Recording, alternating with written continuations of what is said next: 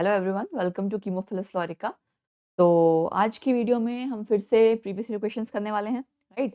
And जैसा कि आपको नज़र आ रहा है, आज हम करेंगे हाइड्रोजन चैप्टर के 2022 के क्वेश्चंस, क्योंकि उसके पहले वाले क्वेश्चंस हम ऑलरेडी कर चुके हैं। एंड उसके लिए मैंने आप लोगों को पहले भी बता दिया है, हमारे पास एक जी मेंस की प्लेलिस्ट है, राइट।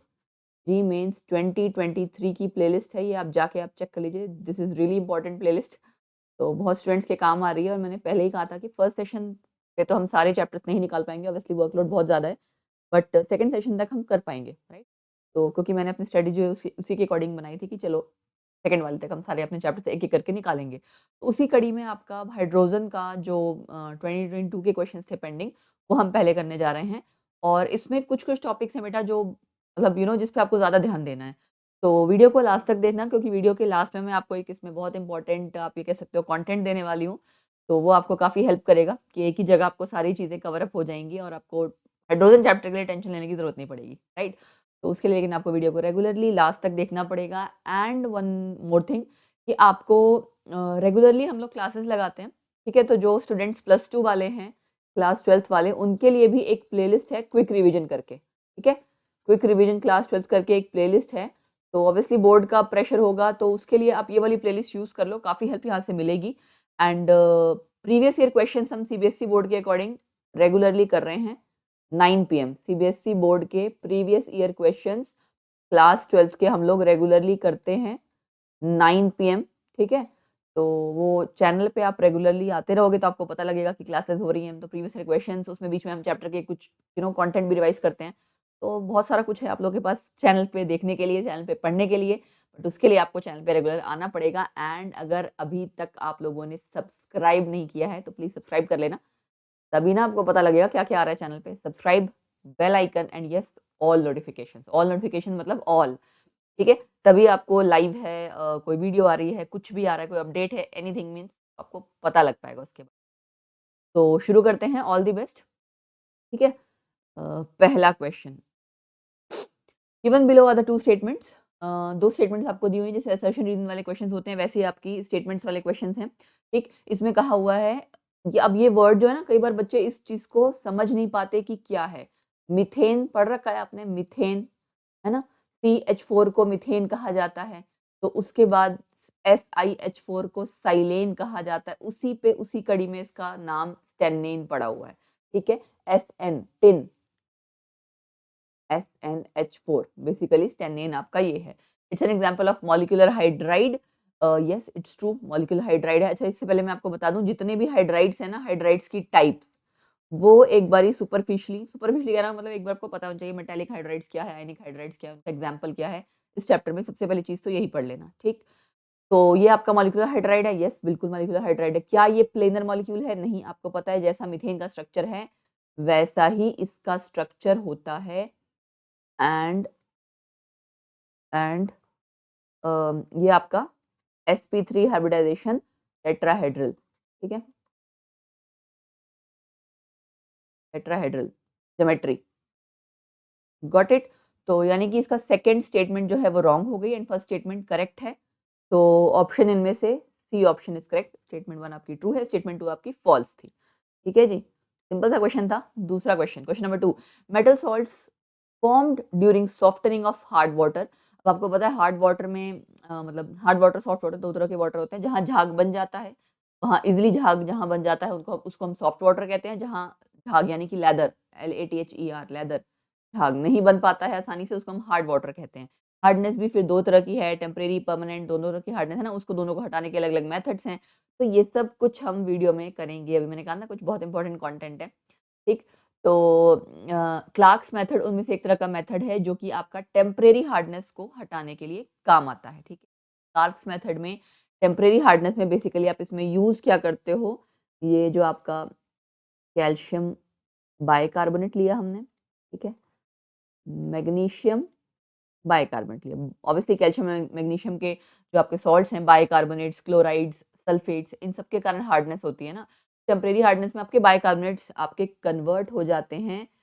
और रिएक्शन हम किसके साथ करवा रहे हैं, CaOH ट्वाइस। अब ये क्या चीज़ है, इसको हम लाइम वाटर भी कहते हैं और हम इसको स्लेक्ड लाइम भी कहते हैं। ठीक है, बेसिकली होता क्या है, क्विक लाइम यूज़ किया, क्विक लाइम को आप पानी में डालते हो तो वो कैल्शियम हाइड्रोक्साइड बना देता है, दैट इज़ लाइम वाटर और स्लेक्ड लाइम, एंड ये फर्दर आपका फिर दोनों बाय कार्बोनेट्स के साथ रिएक्ट करता है। ठीक है, अब यहाँ पे आपका बनेगा कैल्शियम कार्बोनेट और साथ में ऑब्वियसली आपका वाटर निकल जाएगा।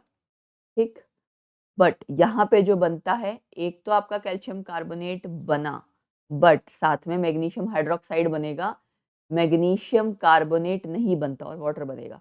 ठीक है, तो बैलेंस कर देते हैं, यहाँ पे 2 कैल्शियम है ना, 2 कैल्शियम होगा, मैग्नीशियम 1, कार्बन ट्वाइस हो गया, यस। ठीक है, तो यहाँ पे मैग्नीशियम कार्बोनेट नहीं बनेगा।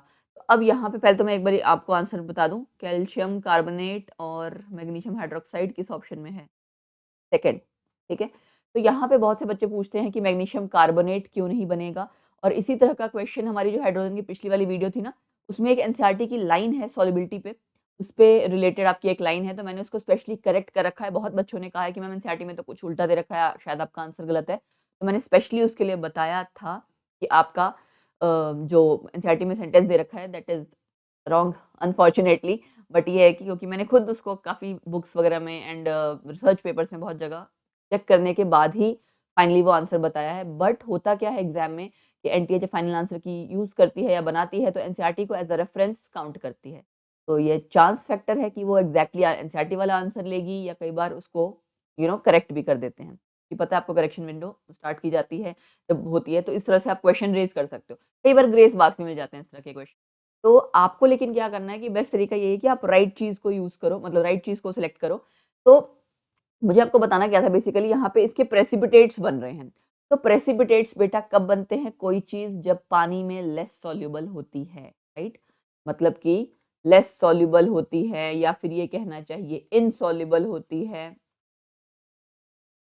Then precipitates are formed, then PPTs are formed। ठीक है ना? अब इसके प्रेसिपिटेट्स जो बन रहे हैं, इसका मतलब मैग्नीशियम हाइड्रोक्साइड आपका लेस सॉल्युबल है in comparison to magnesium carbonate. ये ज़्यादा सॉल्युबल है, इसीलिए उसका सॉल्युबिलिटी प्रोडक्ट ज़्यादा आता है। ठीक है ना? तो और वैसे भी जब आयनिक प्रोडक्ट ज़्यादा होता है तब जाके प्रेसिपिटेशन होती है, अदरवाइज़ नहीं होती। तो ये पूरा कॉन्सेप्ट बच्चों को बहुत जगह डाउट है, इस वजह से मैंने सोचा इसको क्लियर कर दूँ। ठीक है? इसकी सॉल्युबिलिटी, मैग्नीशियम हाइड्रोक्साइड की सॉल्युबिलिटी कम है, ठीक? मैग्नीशियम कार्बोनेट की ज़्यादा है।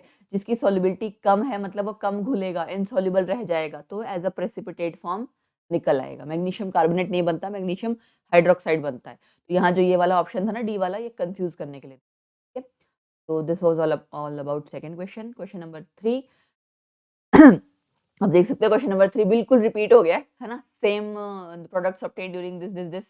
ठीक है ना? तो यहाँ पे आंसर आई होप आपको समझ में आ रहा होगा, कैल्शियम कार्बोनेट में बिल्कुल रिपीटेड क्वेश्चन है। सारे क्वेश्चन आपके 2022 वाले हैं, अलग-अलग शिफ्ट्स के क्वेश्चन हैं। मैं इसमें शिफ्ट लिखना भूल गई हूँ इस पीपीटी में, अदरवाइज़ मैं हर उसमें ना नीचे लिख देती थी कि इस जुलाई का शिफ्ट 1 का क्वेश्चन है या शिफ्ट 2 का, तो इसमें रह गया है, सॉरी फॉर दैट, बट ये सारे क्वेश्चन 2022 के हैं। ठीक है? 16-17 क्वेश्चन है almost. Then statement 1 question number 4, statement 1 statement 2 दोनों आपको फिर से आ गई है। इसमें आपका पूछा हुआ है hydrogen peroxide can act as an oxidising agent in both acidic and basic conditions. Yes, H2O2 hydrogen peroxide की बात हो रही है। ये ऑक्सीडाइजिंग एजेंट और रिड्यूसिंग एजेंट, पहली बात तो ये है कि दोनों की तरह काम करता है। ठीक है, अब ये आपका यहाँ पे क्या रखा है कि ये ऑक्सीडाइजिंग एजेंट की तरह एसिडिक एंड बेसिक दोनों कंडीशंस में होता है। यस, ऑक्सीडाइजिंग एजेंट भी और रिड्यूसिंग एजेंट भी दोनों मीडियम में चलता है, मतलब एसिडिक मीडियम में भी काम करता है, बेसिक मीडियम में भी। ठीक है, तो ये सेंटेंस तो आपका स्टेटमेंट करेक्ट हो गई। दूसरी, density of hydrogen peroxide at this much of temperature is lower than that of D2O। अब यहाँ पे बेटा स्टेटमेंट गलत है, उसका कारण क्या है कि ना लोअर बोला हुआ है, ज़्यादा होना चाहिए था। देखो, density is equal to mass upon volume, तो हमें वॉल्यूम का तो नहीं पता बट मास का तो हमें पता ना, जिसका ज़्यादा मास उतनी ज़्यादा डेंसिटी। अब अगर आप डेंसिटी H2O2 की चेक करोगे, ठीक है, जस्ट अ मिनट, H2O2 की, मेरा फोन वाइब्रेट करने लग गया बीच में, ओह ओके, तो H2O2 की आपकी जो डेंसिटी है, यहाँ इसका आप मतलब मास कैलकुलेट करोगे तो ऑब्वियसली 2 यहाँ से आया ना, एक हाइड्रोजन का 1 हो जाएगा, एंड ऑक्सीजन में 16 2 32, तो कितना आ रहा है यहाँ पे आप देख सकते हो 34 ग्राम ऑब्वियसली। और अगर आप D2O का निकालो तो ये क्या है, ड्यूटेरियम। ड्यूटेरियम आपका चाहे ऐसे लिखो चाहे यूजुअली ऐसे भी लिखा जाता है, दोनों चीज़ें। तो यानी आपका 1 ड्यूटेरियम का 2, 2 ड्यूटेरियम के 4 प्लस 16 यानी कि 20 ग्राम। पता लग रहा है इसका मास ज़्यादा है, उसकी डेंसिटी भी ज़्यादा ही होती है, ठीक है। एक की 1.1 होती है, एक की 1.45 के अराउंड होती है, ठीक है। वैल्यूज़ से आपको कोई लेना-देना नहीं है। इट्स जस्ट दैट आपको पता लग गया कि स्टेटमेंट गलत है। आंसर यहाँ पे अगेन स्टेटमेंट 1 सही थी, स्टेटमेंट 2 फॉल्स था, सी ऑप्शन आ गया। Question number 5 which of the following can be used to prevent the decomposition of H2O2? My dear, इसमें यूरिया इस्तेमाल होता है एज अ स्टेबलाइजर, ठीक है। स्टेबलाइजर का मतलब क्या है? हाइड्रोजन पेरोक्साइड आपका डिकम्पोज ना हो जाए, उसके लिए यूरिया आपका एज अ स्टेबलाइजर यूज होता है। एंड यूरिया का फॉर्मूला भी पता होना चाहिए। This is your urea, got it. चलो जी, डायरेक्ट क्वेश्चन था, फैक्ट मतलब बेस्ड था, factual based. Question number 6 products obtained from a reaction of hydrogen peroxide and acidified potassium permanganate. अब यहाँ पे बेटा एसिडिफाइड पोटेशियम परमैंगनेट, तो यहाँ पे आपको जो बेसिकली रिएक्शन है ना, वो आपको H2O2 के बीच में प्लस परमैंगनेट और एसिडिफाइड मतलब H2SO4, इनके सबके बीच की रिएक्शन पता होनी चाहिए कि कैसे रिएक्ट करेगा। तो इसकी जो आयनिक इक्वेशन है ना, इसके बारे में मैं वीडियो में लास्ट में बात करूँगी अभी। इसको ये आयनिक इक्वेशन हम लिख रहे हैं, ठीक है। तो हमने क्या किया, H2O2 ये देखो, अब ये 6H प्लस कहाँ से आया? H2SO4 से। ये ऑब्वियसली आपका थ्राइस होगा, दैट्स व्हाई आपका 6H प्लस आया है। 2MnO4 मतलब twice of KMnO4 and 5H2O2। और ये 5 क्यों होता है? क्योंकि आपका ना 5 नेसेंट ऑक्सीजन देता है। जब ये ऑक्सीडाइजिंग एजेंट की तरह है ना, मतलब KMnO4 आपका ऑक्सीडाइजिंग एजेंट है। ऑक्सीडाइजिंग एजेंट की तरह जब आपका ये रिएक्ट करता है तो 5 ऑक्सीजन देता है, नेसेंट ऑक्सीजन देता है। वो 5 नेसेंट ऑक्सीजन देता है, दैट्स व्हाई जो आपकी दूसरी इक्वेशन होती है वो 5 से मल्टीप्लाई होती है। तो H2O2 आपका 5 यहाँ पे आया। इसके बारे में डिटेल में हम अभी करेंगे इस वीडियो के लास्ट में, बट उसके लिए आपको वीडियो ऑब्वियसली लास्ट तक देखनी पड़ेगी। तो यहाँ पे हमारा बन गया 2Mn+2, ये मतलब मैग्नीज का जो आपका आयन आपका बनेगा वो Mn+2 बनेगा, ठीक है। अब ये आपको पता होना चाहिए Mn+2 का मतलब क्या है। कई बार तो यहाँ पे Mn+2 Mn+4 इस तरह से लिखा होगा, कई बार इस तरह की चीजें लिखी होंगी, MnO2 बनेगा कि MnSO4 बनेगा। अब आपको खुद पता होना चाहिए, एक ऑक्सीजन के ऊपर -2 होता है, दो के ऊपर माइनस, ऑब्वियसली दो का मिला के -4, तो यहाँ +4 है ऑक्सीडेशन स्टेट, तो यहाँ पे +2 है ऑक्सीडेशन स्टेट। तो ये छोटी-छोटी चीज़ें हैं जो आपको पता होनी चाहिए, जो ऑक्सीडेशन स्टेट वैसे भी आपने इस चैप्टर में निकालना सीख लिया होगा। हाइड्रोजन से पहले वो आता नहीं है रिडॉक्स रिएक्शन, ठीक? तो यहाँ पे आपका ये बनेगा 2Mn+2 एंड वाटर बनता है, प्लस साथ में ऑक्सीजन निकलती है। तो ये आपकी पूरी रिएक्शन है H2O2 की एसिडिक मतलब KMnO4 और H2O2 की एसिडिक मीडियम में, ठीक? अब यहाँ ऑप्शन ढूँढो ज़रा, Mn+2 किसमें है? इन दोनों में है, साथ में water and O2 only, so D option यहाँ पे करेक्ट आ गया, ठीक है ना? रिएक्शन ऑफ H2O2 विद ये इन एसिडिक मीडियम, अरे अभी तो किया हमने ये, ए ऑप्शन, ठीक है। 7th क्वेश्चन फिर से रिपीट हो गया, 2 क्वेश्चन देखा बिल्कुल रिपीट हो गए हैं। तो यानी कि जब आप तैयारी कर रहे हैं तो वही बात है कि क्वेश्चंस सेम चीज़ें, कई बार लक फैक्टर भी होता है, किसी-किसी बार आसान क्वेश्चन आए, किसी की बार मुश्किल आ जाता है, बट ये है कि आपको तैयारी तो ओवरऑल सारी करनी है ना? Okay, high purity dry hydrogen is obtained by, अब इसमें से ना ये डाई हाइड्रोजन का मतलब H2, H2 आपका वैसे तो बहुत रिएक्शंस में बनेगा, बट जो बेटा मतलब जिसको कहते हैं ना एक प्यूरिटी पॉइंट ऑफ वाइज की हाई ग्रेड प्यूरिटी का अगर आपको बनाना है हाइड्रोजन, तो उसके लिए यही रिएक्शन यूज होती है। इलेक्ट्रोलिसिस करते हो आप बेरियम हाइड्रोक्साइड का, बेरियम मतलब बेरियम हाइड्रोक्साइड का इलेक्ट्रोलिसिस करते हो उसके सॉल्यूशन का, निकल इलेक्ट्रोड्स का यूज करके। तो ये फैक्चुअल बेस्ड है obviously, जब आप है ना, अब देखो ये आपका प्रिपरेशन पे बेस्ड आ गया क्वेश्चन। तो बेसिकली इस चैप्टर में आपको हाइड्राइड्स पढ़ लेना चाहिए, है ना, एंड H2O2 को अच्छे से पढ़ना चाहिए, और हार्ड वाटर, सॉफ्ट वाटर, उनकी हार्डनेस कैसे रिमूव करनी है एंड ऑल। प्रिपरेशन आपका डाइहाइड्रोजन की भी और H2O2 की दोनों की प्रिपरेशन भी आनी चाहिए, ठीक है। तो ये लमसम सारी चीज़ें हैं इस चैप्टर में जो ऑलमोस्ट कवर अप कर लेना चाहिए। अगला question, question number 9 which one of the following reactions indicates the reducing ability of hydrogen peroxide in basic medium. पहली बात तो ये है रिड्यूसिंग एबिलिटी का मतलब कि उसका रिड्यूसिंग करैक्टर, ठीक है। अब यहाँ पे आपका अगर मैं ये कहूँ कि रिड्यूसिंग करैक्टर आपका कैसे पता लगेगा, या रिड्यूसिंग नेचर, मतलब वो खुद क्या हो रहा होगा, oxidise. Reducing nature means itself getting oxidise, ठीक है।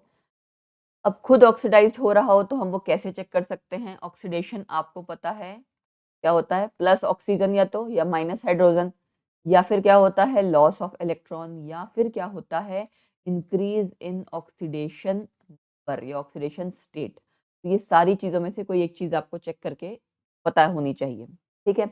अब यहाँ पे आपका जो ए और सी ऑप्शन है ना, जस्ट अ मिनट, ठीक है? ए और सी ऑप्शन, इसमें अगर आप देखोगे H2O2 यहाँ से H3O पॉजिटिव में कन्वर्ट हो रहा है। अब इसमें ना आपको ये पता होना चाहिए कि हाइड्रोजन पेरोक्साइड के ऊपर ऑक्सीजन के ऊपर -1 होता है, ठीक है ना? तो यानी -1 से यहाँ पे किसमें ज़्यादा है? 0, increase in oxidation number, right? 0 पे गया ना? देखो आपका -1 से या तो 0 पे जाता है या -2 पे जाता है। ये -1 से 0 पे कब जाता है? अगर आपका H2O2 से O2 बन रहा हो और ये वापस वाटर या फिर OH आयन बनता है। तो यानी कभी भी आपका हाइड्रोजन पेरोक्साइड से O2 अगर बन रहा है, मतलब ये आपका क्या हो रही है, इसकी ऑक्सीडेशन हो रही है। तो खुद की अगर ऑक्सीडेशन हो रही है तो मतलब दूसरे को किसमें मदद करा रहा है? रिडक्शन में, ठीक है? अब ए और सी ऑप्शन में यहाँ भी O2 बन रहा है, यहाँ भी O2 बन रहा है। यहाँ पे आप देख सकते हो वाटर या OH आयन बन रहा है, तो मतलब ये दोनों तो ऑप्शन हमारी कैंसल ही हो गई। क्यों? क्योंकि ये उसकी oxidising ability, oxidising nature show कर रहा है, रिड्यूसिंग नेचर शो नहीं कर रहा। ठीक है? अब ए और सी ऑप्शन में से in both reducing nature is shown, पहली बात तो। अब उसके बाद आया ये कि हम दोनों में से किसको चूज़ करेंगे, ठीक है? अब यहाँ पे आपको फिर मतलब रिएक्शन पता होनी चाहिए बेसिकली, राइट? तो वहाँ पे आपका फिर ये आ जाता है कि रिएक्शन तो पता हो, साथ में आपका उसने ये भी कह रखा था बेसिक मीडियम, है ना? हाँ, तो आपका जो ये वाली रिएक्शन है ना, ए वाली, ये एसिडिक मीडियम की है और ये बेसिक मीडियम की है। ये चीज़ ना अभी हम लास्ट में कवर अप कर लेंगे, तो आपको थोड़ी-सी जो डाउट्स हैं वो क्लियर हो जाएँगे इसके रिगार्डिंग, क्योंकि इसमें कई सारी रिएक्शंस हैं, वो सारी रिएक्शंस आपको जब तक आती नहीं होंगी तब तक आप नहीं कर पाओगे, ठीक है ना? तो ये अभी आप देख सकते हो MnO4 की हमने H2O2 के साथ रिएक्शन करवाई है, सिर्फ यहाँ पे कहीं एसिडिक मीडियम नहीं है ना? अभी थोड़ी देर पहले मैंने KMnO4 की रिएक्शन करवाई थी ना H2O2 के साथ, जिसमें आपका H2SO4 भी साथ में था, वो क्या था? वो एसिडिक मीडियम। तो ये फ़र्क है यहाँ पे, ये आपका बेसिक मीडियम दिखा रखा है, तो यहाँ पे सी आंसर जो है वो करेक्ट आंसर। 9th ऑप्शन हो गया, अब न 9th सॉरी क्वेश्चन हो गया। Question number 10, dihydrogen reacts with copper oxide to give. ये आपने उसमें भी करा होगा I think, estimation of carbon and hydrogen में, ठीक है? कि हाइड्रोजन और कार्बन को आप कैसे जज करोगे? कार्बन से कार्बन डाइऑक्साइड बनता है तो उसके लिए आप लाइम वाटर में से पास कराते हो, तो लाइम वाटर मिल्की हो जाता है तो पता लग जाता है, ठीक है? एंड हाइड्रोजन से अगर आपका वाटर बना है तो वो आप कॉपर सल्फेट की मदद से चेक करते हो कि कॉपर सल्फेट एनहाइड्रस व्हाइट होता है, लेकिन हाइड्रेटेड जो है ब्लू कलर का होता है। तो ये जो रिएक्शन है ना, इसमें हमने किया क्या था बेसिकली, कार्बन डाइऑक्साइड और वाटर जो आपका बनाया था वो बनाया कैसे था? CuO प्लस H2 इसको रिएक्ट करके, डाइहाइड्रोजन रिएक्ट्स विद CuO, तो यहाँ पे जो आपका बनता है दैट इज अभी मैंने क्या वाटर, ठीक है? वाटर बनता है और साथ में आपका कॉपर। अब ये देख सकते हो इस H2 में ऑक्सीजन ऐड हो रहा है, तो यानी कॉपर ऑक्साइड से कॉपर ऑक्सीजन हट रहा है ना, ये क्या हो रही है? इसकी रिडक्शन हो रही है। यहाँ क्या हो रहा है? ऑक्सीडेशन। ये भी पता होना चाहिए। तो आंसर क्वेश्चन 10 का पूछा गया था, dihydrogen reacts with CuO to give the B copper, ठीक है? क्वेश्चन 10 का बी ऑप्शन। चलो next, hydrogen has 3 isotopes, protium, protium क्या होता है? 1H1, ड्यूटेरियम 1H2, या फिर इसको डी लिखा जाता है 1H3, या फिर इसको टी लिखा जाता है tritium. They are nearly they have nearly same chemical properties but different physical properties, क्योंकि ऑब्वियसली ये आपके क्या है, यहाँ पे आप देख सकते हो सबका एटॉमिक नंबर सेम है बट मास नंबर डिफरेंट है। जब भी कभी एटॉमिक नंबर सेम होता है एंड डिफरेंट मास नंबर होता है तो क्या होता है? ये वही चीज़, आइसोमर्स क्या होते हैं? सपोज करो C12 and C14, these are your isomers. आप इसको यही कहते हैं ना, आइसोमर्स हो गए, आइसोबार्स, इस तरह की चीज़ें आपने पढ़ी होंगी, आइसोटोन्स, न्यूट्रॉन्स सेम होते हैं। तो ये वो वाली कॉन्सेप्ट यहाँ पे आ गया, बड़ा सिंपल सा चीज़ थी। तो इसमें पूछ रखा था उसने, दे have nearly same chemical properties but different physical properties हैं। वो किस चीज़ में डिफर करते हैं? प्रोटॉन में डिफर नहीं करते, सबका ही एटॉमिक नंबर सेम है ना? एटॉमिक नंबर सेम है तो प्रोटॉन डिफरेंट हो ही नहीं सकते, एटॉमिक नंबर भी डिफरेंट नहीं हो सकता, इलेक्ट्रॉनिक कॉन्फ़िगरेशन भी नहीं। एटॉमिक मास, या बेसिकली कहना चाहिए मास नंबर और नंबर ऑफ न्यूट्रॉन्स, ये डिफर ये डिफरेंट होते हैं, ठीक है। तो they differ in mass number and number of neutron, ठीक है। आंसर यहाँ पे डी ऑप्शन आ गया, ठीक। अब उसके बाद addition of H2SO4 to barium hydroxide, ठीक, सॉरी बेरियम ऑक्साइड क्या कहते हैं, बेरियम पेरोक्साइड, ऑक्साइड ऑक्साइड कहते हैं, बेरियम बेसिकली आपका पेरोक्साइड है, ठीक है। तो यहाँ पे जो रिएक्शन होती है वो आपकी होती है O2 प्लस H2SO4 और यहाँ से आपका पता क्या बन जाता है, BaSO4 और H2O2 बन जाता है।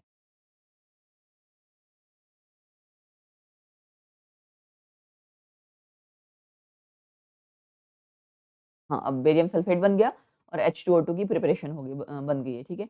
तो ये इसकी लैबोरेटरी प्रिपरेशन है, तो यानी यहाँ पे आंसर डी ऑप्शन आ गया, 12th का डी, ठीक है। Okay, consider the following reaction, आपने इसको कन्वर्ट किया इसमें इलेक्ट्रोलिसिस करके डाइहाइड्रल एंगल, अच्छा ठीक है, ये ना H2O2 की बात हो रही है। तो बेसिकली बेटा ये आपका H2O2 का स्ट्रक्चर ऐसा है, ठीक है। ये आपकी ना कॉपी टाइप जिसको कहते हैं ना, ऐसा लगता है कि कॉपी आपकी इस तरह की, ये, ठीक है। इस तरह का आपका कोई ओपन बुक लाइक स्ट्रक्चर है, तो उसके बीच में जो ये एंगल होता है ना, dihedral angle in product A is in its solid phase, इस टेम्परेचर पे ये वैल्यू याद करने की ही है। तो बेसिकली आपका जो आंसर है यहाँ पे 90.2 डिग्री, सी ऑप्शन करेक्ट है, ठीक है। नेक्स्ट, उसका स्ट्रक्चर हाइड्रोजन पेरोक्साइड का ओपन बुक लाइक स्ट्रक्चर होता है, उसका ऑक्सीडेशन नंबर आपको पता लग गया, उसके बारे में आपको डाइहाइड्रल एंगल पता लग गया, ये सारी चीज़ें उसकी आपको पता होनी चाहिए, ठीक है।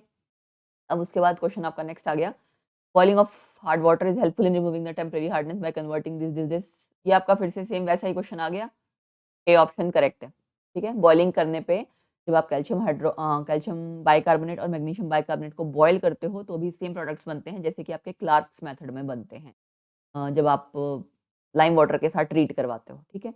Highest industrial consumption of night molecular hydrogen is to produce compounds of element, ammonia बनाने में सबसे ज़्यादा इस्तेमाल होता है hydrogen, N2 plus 3H2, I hope आपने ये सब पढ़ रखा होगा, 2 अमोनिया बनता है, अमोनिया बनाने में सबसे ज़्यादा यूज़ होता है, तो बेसिकली आंसर यहाँ पे बी ऑप्शन आ गया, 15th का बी, ठीक है। 3 क्वेश्चन हो गए, क्या बात है, पता भी नहीं लगा। In the industrial production of which of the following molecular hydrogen is obtained as a by product, okay. तो यहाँ पे ना अब सोडियम मेटल तो पता ही लग रहा है कि ऑप्शन हमारा करेक्ट है नहीं, इनमें से अगर तो आपने सबकी प्रिपरेशन पढ़ रखी है तब तो ठीक है, ठीक है। लेकिन अगर नहीं पढ़ रखी तो मैं आपको बता दूं, एक ना वो होता है क्या कहते हैं उसको, कास्ट कास्टनर केलर सेल, हाँ ये इसका, इसमें ना NaOH की प्रिपरेशन होती है, उसका ये बेसिकली नाम है। तो ये आप इलेक्ट्रोलिसिस ऑफ जब वो करते हो ना NaCl, वहाँ से आपका ये बनता है।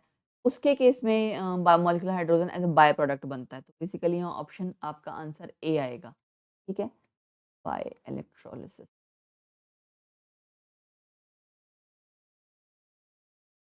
ठीक है। और बनता किसमें, इन कास्टनर केलर सेल, ये किसकी प्रिपरेशन है, NaOH की preparation, manufacture with basically laboratory preparation, manufacture बोलना चाहिए, प्रिपरेशन तो नहीं कहना चाहिए क्योंकि इंडस्ट्रियल प्रोडक्शन का मतलब यही होता है। तो कैथोड एनोड पे अलग अलग आपका, कैथोड पे सोडियम बन जाएगा, मतलब ठीक है ना, सोडियम एमेल्गम बनता है बेसिकली, और एनोड पे आपका Cl2 गैस निकल जाती है, तो वहाँ पे आपकी इस तरह की रिएक्शन होती है। तो बेसिकली आपने इन जब आपने एस ब्लॉक पढ़ा होगा तो एस ब्लॉक में भी आपके ये सोडियम के जो कंपाउंड्स हैं उसके बारे में थोड़ा बहुत कहीं ना कहीं पढ़ा होगा, ठीक है। तो NaOH बनने में आपका मॉलिक्यूलर हाइड्रोजन यानी H2 as a by product बनता है, ठीक है जी। ये हो गया, अब कुछ रह गया क्या, नहीं रह गया। अब हमें क्या-क्या करना है एक्स्ट्रा चीज़, वो कर लेते हैं। हार्ड एंड सॉफ्ट वाटर, पहले मैंने कहा था हाइड्राइड्स आपको करने हैं। हार्ड एंड सॉफ्ट वाटर बता दिया मैंने, एक में झाग बनता है, एक में झाग नहीं बनता है आसानी से। हार्डनेस का कारण क्या है, क्लोराइड, सल्फेट्स और बाइकार्बोनेट्स, किसके, कैल्शियम मैग्नीशियम के। अब हार्डनेस 2 तरह की है, टेम्परेरी और परमानेंट।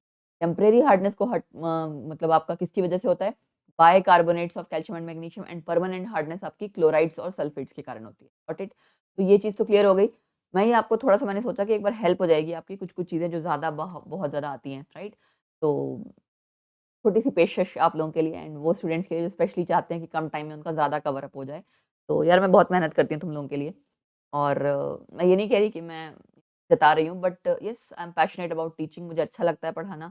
एंड जब मैंने ये क्वेश्चंस ये पीपीटी बनाई थी, तो मैंने सिर्फ हाइड्रोजन जो आपका खाली क्वेश्चंस है ना वो किया था मैंने किया था। फिर देन आई थॉट कि नहीं यार, कुछ चीज़ें और ऐसी इसमें ऐड कर सकते हैं। बच्चों को एक ही जगह अगर ये सब चीज़ें मिल जाएगी, कम टाइम में उनका रिवीजन हो जाएगा, तो क्यों ना दिया जाए? क्यों ना और थोड़ा-सा एफर्ट डाल लिया जाए, ताकि उनको थोड़ा-सा उनका टाइम कम वेस्ट हो, कम टाइम में उनके लिए बेटर हेल्प हो सके। तो मेरी कोशिश हमेशा यही रहती है, एंड आई होप आप लोगों को मेरे जेन्युइन एफर्ट्स नज़र आ रहे होंगे और अच्छा भी लगता होगा। तो प्लीज़ उसके लिए एक लाइक और भर-भर के शेयर तो बनता है। शेयर नहीं, शेयर एक्चुअली, सॉरी। तो शेयर आप ज़्यादा से ज़्यादा करना, ताकि बहुत सारे ऐसे स्टूडेंट्स हैं यार जो अफ़ोर्ड नहीं कर पाते हैं कोचिंग वगैरह, एंड वो यूट्यूब के भरोसे ही कहीं कोई अगर फ्री ऑफ कॉस्ट डिटेल में अच्छे से पढ़ा रहा हो, तो उन तक प्लीज़ पहुँचे। ऐसे बहुत से बच्चों के मेरे पास कमेंट्स आए हैं कि चैनल मतलब यूट्यूब पे बहुत सारे लोग करवा तो रहे हैं, बट ढंग से कोई नहीं करा रहा होता, या एक्सप्लेन ढंग से, मुझे नहीं पता कोई क्या करा रहा है, क्या नहीं करा रहा। बट मैं ये बता रही हूँ कि मेरे को सच में ये रहता है कि मैं जो कराऊँ वो ऑनेस्टी के साथ जितना बेस्ट हो सकता है वो कराऊँ। कि बच्चे को इसीलिए मुझे मुझे वीडियो निकालने में टाइम लगता है, क्योंकि मेरा काम ऐसा नहीं कि इधर से उठाया, उधर से उठाया, ये सब। I genuinely work on a particular video, और उस कंटेंट पे मैं बहुत फ़ोकस करती हूँ कि उसमें कोई गलती ना रह जाए। फिर भी गलतियाँ कई बार रह जाती हैं, इंसान हैं हम। एंड बेस्ट बेस्ट सोचती हूँ कि जितना ज़्यादा से ज़्यादा हो सके आप लोगों को प्रोवाइड करा सकें हम कंटेंट, एंड एक्सप्लेनेशन हो सके, रिवीजन हो सके। तो ताकि अगर कोई बच्चा इन्वेस्ट कर रहा है अपना यहाँ पे टाइम, तो उसको वो 30-40 मिनट, 45 मिनट में पता लग जाए कि ये चैप्टर मेरा रिवाइज़ हो गया। ये मेरी सोच है। आई होप मेरी इस सोच के लिए आप मुझे सपोर्ट करेंगे। ज़्यादा से ज़्यादा सपोर्ट करने के बहुत सारे ऑप्शंस हैं। आप लाइक कर सकते हो, शेयर कर सकते हो। थैंक्स का बटन होता है ना, आजकल अब थैंक्स का ऑप्शन चलने लगा है, या लाइव जब आते हैं तो सुपर चैट का, तो जैसा आपको ठीक लगे आप सपोर्ट कर सकते हैं। तो anyways, jokes apart, temporary hardness में आपको रिमूव करने के लिए 2-3 मेथड्स हैं। आपको बॉइलिंग करनी है, जो कि मैंने आपको अभी क्वेश्चंस में करवाया था ना, सेम चीज़। बॉइलिंग करने से आपकी टेम्परेरी हार्डनेस रिमूव हो जाती है। बाइकार्बोनेट आपका कैल्शियम वाला और मैग्नीशियम, ये सेम रिएक्शन ही होती है, सेम रिएक्शन होती है। मतलब कहने का मतलब है कैल्शियम हाइड्रॉक्साइड नहीं होगा, बट आपका जब ब्रेक करेगा ये हीट करने पे, तो कैल्शियम कार्बोनेट बनेगा, और यहाँ से मैग्नीशियम कार्बोनेट से आपका क्या बनता है, कैल्शियम कार्ब आपका सॉरी वो मैग्नीशियम कार्बोनेट से आपका वो बनता है, क्या कहते हैं, मैग्नीशियम हाइड्रॉक्साइड, ठीक है? तो ये आपको थोड़ा-सा ध्यान रखना है कि मेनली आपका मैग्नीशियम हाइड्रॉक्साइड ज़्यादा बनता है उसमें। एक CO2 और वाटर तो बनेगा ही बनेगा। तो ऐसे ही क्लार्क्स प्रोसेस जो है ना आपका, वो कमर्शियली यूज़्ड है, ठीक है? और इसमें आपका क्विक लाइम, मैंने कहा था ना, क्विक लाइम यूज़ होता है, पानी में मिलाते हैं, तो आपका बनता है लाइम वाटर, या जिसे आप कहते हो स्लेक्ड लाइम। और ये स्लेक्ड लाइम फिर आपका आगे यूज़ होता है, देख सकते हैं आप, ठीक? तो ये थी आपकी रिएक्शन टेम्परेरी हार्डनेस की। परमानेंट हार्डनेस के लिए आप वॉशिंग सोडा प्रोसेस यूज़ करते हैं, जिसमें वॉशिंग सोडा का मतलब क्या है, सोडियम कार्बोनेट 10H2O को आप यूज़ करते हैं, ठीक है ना? सोडियम बाइकार्बोनेट क्या होता है, बेकिंग सोडा। सोडियम कार्बोनेट क्या होता है, washing soda, with along with 10H2O, मतलब वाटर ऑफ क्रिस्टलाइजेशन के साथ। तो ये आपने रिएक्ट करवाया, तो आपका यहाँ पे भी कैल्शियम कार्बोनेट, मैग्नीशियम कार्बोनेट बना, एंड साथ में सॉल्ट्स निकल गए हैं। Calgon's method is really very important. इसमें आपका सोडियम हेक्सामेटाफॉस्फेट यूज़ होता है। इसको आप, इसका कमर्शियल नेम जो है ना, commercial name that is basically Calgon. इसी पे ये प्रोसेस, इसके नाम पे ही ये प्रोसेस बेस्ड है। इसमें होता क्या है, ये आपका जो सोडियम हेक्सामेटाफॉस्फेट है, टूट के आपका क्या बना रहा है, आप देख सकते हो एक एनायन बना रहा है। ये एनायन फर्दर फिर क्या होता है, इस मेटल के साथ यानी कैल्शियम या मैग्नीशियम के साथ अटैच हो जाता है। अब आपका कैल्शियम मैग्नीशियम इसके साथ अटैच है, तो वो हार्डनेस नहीं कॉज़ कर पाएगा, है। इसलिए आपका यहाँ से हार्डनेस रिमूव हो जाती है कैल्गन्स मेथड। चलो जी। आयन एक्सचेंज मेथड में बेटा ज़ियोलाइट या परम्यूटेड प्रोसेस भी इसको हम कहते हैं, और इसमें यूज़ क्या होता है, हाइड्रेटेड सोडियम एल्यूमीनियम सिलिकेट, इसी को आप कहते हो ज़ियोलाइट। इसका फ़ॉर्मूला बहुत सिंपल सा क्या है, NaAlSiO4, एंड इसको सिंप्लीफाई करने के लिए, सिंप्लीफाइड वर्ज़न, ठीक है? NaZ, वो पूरा एल्यूमीनियम सिलिकेट ना लिखने के कारण। तो इसमें होता क्या है, ये NaZ जो है ना, बेसिकली एल्यूमीनियम सिलिकेट वाला पार्ट, ये मेटल के साथ रिएक्ट करके क्या होता है, ये जो Z, ये वाला पूरा एल्यूमीनियम सिलिकेट वाला जो पार्ट है ना, ये मेटल के साथ चला जाता है। अब फिर से आपका मेटल इन्वॉल्व हो गया। अगर ये यहाँ इन्वॉल्व हो गया तो हार्डनेस कॉज़ नहीं करेगा, है ना? क्लोराइड, सल्फेट्स वगैरह चीज़ें नहीं बनाएगा। तो इस तरह से आपकी परमानेंट हार्डनेस रिमूव हो जाती है। फिर एक लेटेस्ट आपका जो बहुत मेथड चला हुआ है, सिंथेटिक रेज़िन मेथड, जिसमें आपका कैटायन और एनायन एक्सचेंज रेज़िन्स यूज़ होते हैं। तो कैटायन वाले में आपका RCOOH, RSO3, ये क्या है? कार्बोक्सिलिक एसिड, ये है सल्फोनिक एसिड। इसको आप पहले ना RNA में कन्वर्ट करते हो, सोडियम सॉल्ट में, फिर ये आपका यहाँ से एक्सचेंज हो जाता है Na, मतलब उसके साथ कैल्शियम मैग्नीशियम वाले आयंस के साथ। यहाँ पे भी ऐसे ही आयन एक्सचेंज में क्या है? RNH3OH आयन, OH है। तो इसमें आपका OH आयन एक्सचेंज होता है, इसमें आप ये कह लो कि H एक्सचेंज होता है, या इसका सोडियम सॉल्ट बना लो तो Na एक्सचेंज होता है। यह आपको थोड़ा-थोड़ा पता होना चाहिए कि एग्जैक्टली है क्या चीज़ें। तो मेरी थोड़ी कोशिश थी कि मैं क्विकली थोड़ा-सा रिवाइज़ करवा दूँ, थोड़ी-सी रोशनी डाल दूँ इम्पोर्टेंट टॉपिक्स पे। फिर है ऑक्सीडाइजिंग करैक्टर ऑफ H2O2, जिसके बारे में मैं बात कर रही थी कि आपको लास्ट में मिलेगा। दिस इज़ रियली समथिंग जो आपको एक जगह मिलेगा, तो आप क्या कर सकते हो, आपको कहीं जाने की ज़रूरत नहीं है। 4-5 जितने भी यहाँ पे स्लाइड्स हैं इसकी, वो अच्छे से कर लो। एसिडिक मीडियम में क्या रिएक्शन है? अच्छा, एक चीज़ और बेटा, सॉरी टू इंटरप्ट यू। यहाँ पे पूरे सिलेबस में ना, ये जो oxidising nature, reduction, reducing nature, इस तरह की जो कितनी रिएक्शंस है ना, किसकी-किसकी हैं? एक तो KMnO4, K2Cr2O7, HNO3 dilute concentrated की, ये सारी आपको आनी चाहिए। और ये सारी जितनी है ना, ये तो आपकी सब D&F ब्लॉक में है, ठीक है। उसके अलावा ये H2O2 वाली, ये सारी रिएक्शंस जब भी करो, कोशिश करना एक जगह लिख के कर लो तो और अच्छी बात है, नहीं तो कंपेयर करके कर। उनमें सब में क्या होता है कि एसिडिक मीडियम की कोई एक प्रॉपर रिएक्शन होगी, बेसिक मीडियम में। तो अब आपको याद क्या रखना है भाई? याद ये रखना है कि आपका एसिडिक मीडियम में आप देख सकते हो H2O2 कन्वर्ट हो जाएगा H2O में, और बेसिक मीडियम में H2O2 कन्वर्ट हो जाएगा OH आयन में। ये याद रखना है ना, क्योंकि आपका, और दूसरा ये है कि ऑक्सीडाइजिंग करैक्टर, ऑक्सीडाइजिंग करैक्टर मैंने क्या बताया था? ऑक्सीडाइजिंग नेचर, यानी खुद क्या हो रहा होगा? रिड्यूस हो रहा होगा। खुद रिड्यूस होगा तो H2O2 किस में बनेगा? कन्वर्ट होगा वाटर या OH आयन में। एक में वाटर है, एक में OH आयन है। दोनों मीडियम में, पता लग गया ना? अब यहाँ पे इसका ऑक्सीडाइजिंग एक्शन क्या है? फेरस सल्फेट को ये कन्वर्ट करता है फेरिक सल्फेट में, यानी खुद ये क्या होगा? ऑक्सीडाइजिंग नेचर की आप बात कर रहे हो, इसकी खुद ये क्या होगा? रिड्यूस होगा। तो H2O2 यहाँ से एक ऑक्सीजन निकाल दिया, ऑक्सीजन रिमूव हो रहा है तभी ना ये रिड्यूस हुआ। दूसरी रिएक्शन क्या है? फेरस सल्फेट वाली। फेरस सल्फेट बेटा आपका हमेशा एसिडिक मीडियम में उसका सॉल्यूशन बनता है, ठीक है, और ये फ्रेशली प्रिपेयर्ड हमेशा बनता है जब भी आप रिएक्शन करवाते हो। अदरवाइज क्या होता है कि ये फेरस फेरिक में कन्वर्ट हो जाता है। आपने बहुत जगह पढ़ा होगा, फेरस फेरिक में कन्वर्ट हो जा रहा है, दैट्स व्हाई हम इसको फ्रेशली प्रिपेयर करते हैं। तो आपको ये 2 रिएक्शन अगर पता रहेंगी, और इसका टोटल आप लिख सकते हो। अब इससे आगे हम क्या लिख पाते हैं? इससे आगे ना आप इसकी आयनिक रिएक्शन लिख पाते हैं। इसको क्या कहते हैं हम? आयनिक रिएक्शन। ये यहाँ पे क्या हो जाएगा? 2H प्लस, और H2O2 आप पूरा लिख दोगे। यहाँ पे फिर 2Fe+3, ठीक है। एंड यहाँ पे आपका, ये आपका 2 वाटर लिखना है, वाटर लिख लो, OH आयन लिखना है, OH जैसा आपको ठीक लगे, राइट। तो इस तरह से, वैसे तो 2H2A लिखा जाता है, तो इस तरह से आपको रिएक्शंस याद रखनी है, ठीक। थोड़े कुछ टाइम बाद आप प्रैक्टिस करोगे ना थोड़ा-थोड़ा, तब जाके आपको पता लगेगा कि इसको याद कैसे करना। फिर आपका इसमें इसी की कुछ और रिएक्शंस है ऑक्सीडाइजिंग नेचर वाली ही। I2 को ये Ki को कन्वर्ट कर देता है I2 में, ठीक। तो ये रिएक्शन इंपॉर्टेंट है, मैंने इसलिए लिख दी, या मैंने डायरेक्टली रिएक्शन लिख दी है। इसको भी आप उसी तरह से 2 टुकड़ों में लिख सकते हो, ऐसा नहीं है कि लिख नहीं सकते हो। मैंने डायरेक्टली रिएक्शन लिख दिया कि आपको पता लग जाए कि I2 में कन्वर्ट हो जाएगा, क्योंकि आपने देखा होगा ना क्वेश्चन में क्या पूछा था? फाइनल प्रोडक्ट्स क्या हैं जी, है ना? एसिडिक मीडियम में, बेसिक मीडियम में, ऑक्सीडाइजिंग नेचर में, रिड्यूसिंग नेचर में, तो उसके लिए। ऐसे ही लेड सल्फाइड लेड सल्फेट में कन्वर्ट हो जाता है। लेड सल्फाइड लेड सल्फेट में, ब्लैक से व्हाइट में। अब यहाँ कलर भी इंपॉर्टेंट है, ठीक है। ये ऑक्सीडाइजिंग एक्शन हो गया एसिडिक मीडियम में, अब तक हमने सारे किया। अब है बेसिक मीडियम में, ठीक। अ, ये आपका एसिडिक मीडियम में था ना, फेरस सल्फेट, फेरिक सल्फेट हो गया, ठीक। अभी हमने करना है नेक्स्ट बेसिक मीडियम में। बेसिक मीडियम में 2 रिएक्शंस आपकी हैं। मैग्नीशियम सल्फेट आपका कन्वर्ट हो रहा है MnO2 में। दिस इज रियली इंपॉर्टेंट, ठीक है, कि आपका जो मैग्नीशियम सल्फेट है, अब यहाँ पे, वहाँ पे H2SO4 आता था, यहाँ पे NaOH लग जाता है साथ में। बेसिक मीडियम है क्योंकि मैग्नीशियम सल्फेट आपका MnO2 में कन्वर्ट हो रहा है। वन अभी भी साथ में वाटर ही रहा है, तो ये ऑक्सीडाइजिंग नेचर ही शो कर रहा है। यहाँ पे क्या हो गया? FeSO4 FeOH थ्राइस में। अब देखो, फेरस सल्फेट का एसिडिक में भी था, बेसिक में भी था। एसिडिक में क्या था? फेरिक सल्फेट बन रहा था। यहाँ पे क्या है? फेरिक हाइड्रोक्साइड बन रहा है तो यहाँ पे भी फेरिक ही, क्योंकि होना तो उसका बेसिकली आप क्या है? Oxidising action.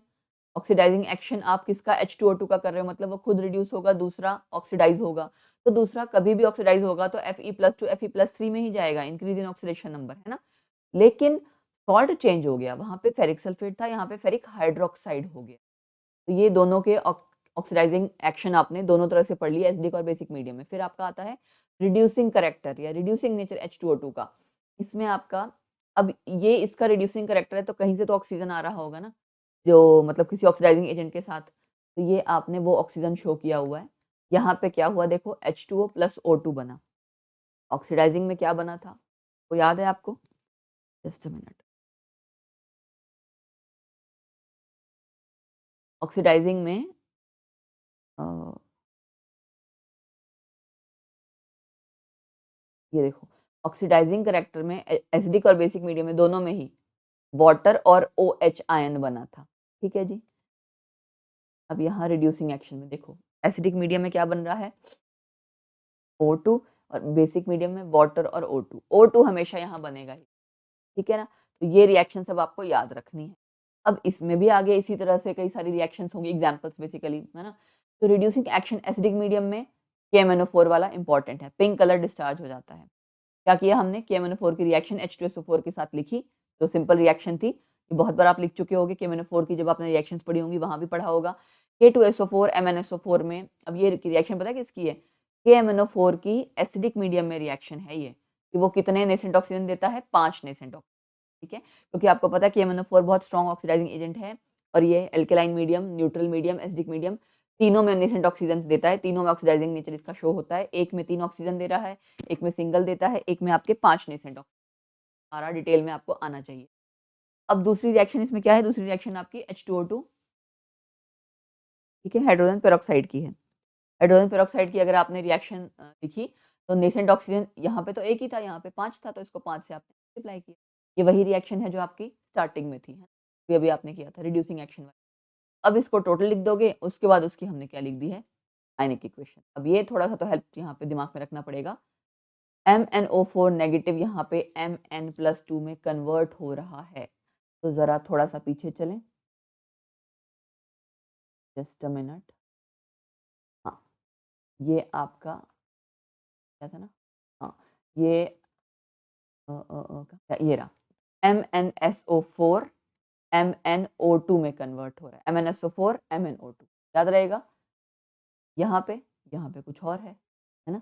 ये इसके साथ कन्फ्यूज़ नहीं होना है और ये अगर आप देखो तो उल्टा जैसा लगेगा। इसमें MnSO4 आपका राइट हैंड साइड है, वहाँ लेफ्ट हैंड साइड। थोड़ा बहुत कहीं-कहीं सिमिलैरिटीज़ आती हैं, इसलिए कई बार बच्चा कन्फ्यूज़ कर जाता है, बट आपको प्रैक्टिस करनी पड़ेगी। तभी तो मैंने एक जगह लिख के दे दिया कि प्रैक्टिस कर लो, ठीक है? एसिडिफाइड पोटेशियम डाइक्रोमेट में होता क्या है कि आपका ऑरेंज कलर के क्रिस्टल्स होते हैं, इसका ऑरेंज-ऑरेंज कलर का होता है। जब ये कन्वर्ट हो जाता है तो ग्रीन कलर में हो जाता है ड्यू टू क्रोमियम सॉल्ट, और क्रोमियम सॉल्ट क्या है? ये क्रोमिक सल्फेट, ठीक है? क्रोमिक सल्फेट बोलते हैं इसको। तो पोटेशियम डाइक्रोमेट आपका एसिडिक मीडियम में पेरोक्साइड के साथ जब रिएक्ट किया, बनाएगा K2SO4 Cr2SO4 थ्राइस, इसको क्रोमियम सॉल्ट जनरली बोल देते हैं। वाटर एंड O2 क्या शो कर रहा है मैं यहाँ पे? ये रिड्यूस करता है, यानी कि रिड्यूसिंग एक्शन आप शो कर रहे हो। फिर हाइपोहेलस एसिड वाला ये भी आपने करना है, एनसीईआरटी में दिया हुआ है और इट्स इम्पोर्टेंट, आपको याद रखना है, ठीक है ना? इसका क्वेश्चन भी आया था शायद। और MnO2 आपका MnSO4 में हो रहा है, फिर से आया देखो। अब यहाँ पे क्या चेंज हो रहा है? MnO2 MnSO4 में। अभी पिछले वाले में क्या हो रहा था? MnO4 नेगेटिव या KMnO4 MnSO4 में। कन्फ्यूज़ नहीं होना है कि कौन किस में चेंज हो रहा है, बट इसको थोड़ी-सी प्रैक्टिस करनी है आपको। फिर आपका रिड्यूसिंग एक्शन बेसिक मीडियम में रह गया, उसके भी ऐसी रिएक्शंस हैं, KMnO4 की भी रिएक्शन है।